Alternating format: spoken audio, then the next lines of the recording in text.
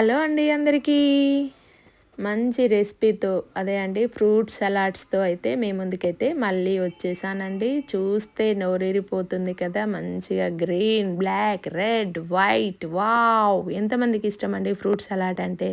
చాలామందికి ఇష్టం ఉంటుందండి. ఇలా మంచిగా లూజ్ కన్సిస్టెన్సీతో చేసుకుంటే చాలా బాగుంటుందండి. కొంతమంది థిక్గా చేసుకుంటారు, కొంతమంది పల్చగా చేసుకుంటారండి. నేనైతే మన దగ్గర ఉన్న ఫ్రూట్స్తోనే చేస్తున్నానండి. మీ దగ్గర ఫ్రూట్స్ ఉన్న ఫ్రూట్స్తోనే, అవైలబుల్ ఉన్న ఫ్రూట్స్తోనైతే ఇలా ఫ్రూట్ సలాడ్ అయితే చేసి పెట్టండి. పిల్లలు కూడా చాలా ఇష్టంగా తింటారనమాట.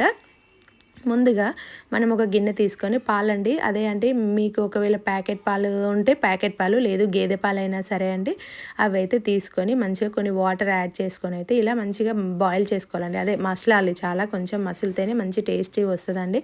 అదే మసలకపోతే టేస్ట్ రాదనమాట. అదే పాలని కొన్ని ఒక చిన్న గిన్నెలోకి తీసుకొని మరొక గిన్నెలోకి అందులో నుంచి కొన్ని తీసుకొని అందులో కస్టర్డ్ పౌడర్ అండి. ఇది మనకి అన్ని మార్కెట్లో మనకి కస్టర్డ్ పౌడర్ అంటే దొరుకుతుంది అనమాట. అంటే ఇది రెండు రకాలుగా కూడా చేయొచ్చు. ఇంకొకటి రకం అయితే నేను మళ్ళీ ఇంకొక వీడియోలో అయితే మీకైతే చూపిస్తాను. దీన్ని అయితే ఉండలు లేకుండా మంచిగా కలుపుకోవాలండి. ఈ పాలు మసులుతున్నాయి కదా, అందులో మంచిగా పోసుకొని కలిపేసుకోవాలండి. కలపకపోతే మళ్ళీ సేమ్ ఉండలు కడుతుంది. కొంచెం కేర్ఫుల్గా ముందుగానే మనం ఇది ఇలాంటి టైంలోనే ఉండలు కడుతుందండి. కొంచెం చూసుకుంటూ ఉండలు కట్టకుండా ఒక 5 నిమిషాలు అయితే లో ఫ్లేమ్లో పెట్టుకొని అయితే ఇలా మంచిగా తిప్పుతూ కరెక్ట్గా సరిపోతుంది అనమాట. దీనికైతే మనము ఇప్పుడు తగినంత చక్కెర అండి, అదే షుగర్ యాడ్ చేసుకోవాలి. మీరు ఎంత తింటే దాన్ని బట్టి, స్వీట్ని బట్టి మనమైతే షుగర్ యాడ్ చేసుకుందాం అనమాట. తర్వాతకి ఇగో ఇది చూడండి ఎంత మసులుతుందో. ఆల్రెడీగో నేను గరిటె అలానే పెట్టాను కదా, ఉండలు కట్టేసింది. సర్లే కొంచెమే కదా, చూసి ఇంకోసారికి నెక్స్ట్ టైం చేద్దాంలే అని అనుకున్నాను. దీనికి ముందుగా అయితే నేను ఫ్రూట్స్ అన్నీ తొక్క తీసుకొని అయితే మంచిగా పెట్టేసుకున్నాను. ఒకసారి ట్రై చేద్దాం. ఒక చేతనైతే అంటే కాలేదు, ఒక చేతన ఏడవుతుందండి, కాదు కదా. బనానాలు అయితే ఈ విధంగా, అంటే మీరు పెద్ద పెద్దగా పీసెస్ కావాలనుకుంటే పెద్ద పెద్దగా, లేదు చిన్న చిన్న ముక్కలు కావాలంటే కానీ గ్రేప్స్ అయితే ఇలా 2-3 ముక్కలు చేసుకుంటేనే చాలా బాగుంటుందండి. అట్లనే డైరెక్ట్ వేస్తే బాగోదు కదా, బనానా అంటే పెద్దగానే ఉంటాయి కాబట్టి.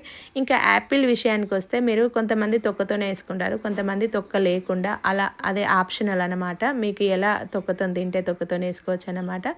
ఇది ఇప్పుడు మనము ఆ మిశ్రమం చల్లారాలండి. చల్లారినాక మనము ఈ ఫ్రూట్స్ అన్నీ అందులో వేసుకోవాలన్నమాట.